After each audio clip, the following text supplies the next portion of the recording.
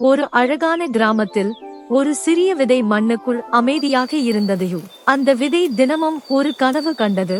நானும் ஒரு நாள் பெரிய மரமாக வளர முடியுமா என்று அது நினைத்ததையும். விதை நான் பெரிய மரமாக வளர்வேன் என்றது.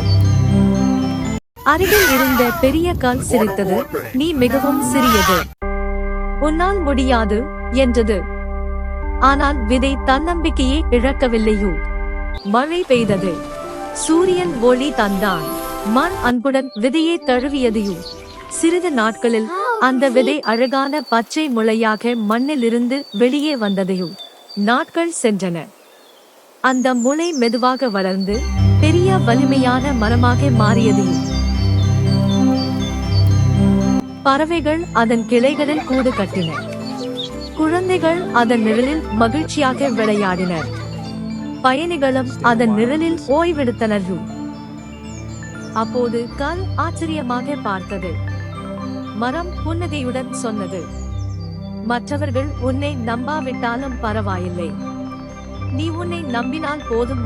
நீதி, தன்னம்பிக்கையும் பொறுமையும் இருந்தால் சிறிய தொடக்கமும் பெரிய வெற்றியாக மாறும். Thank you for watching.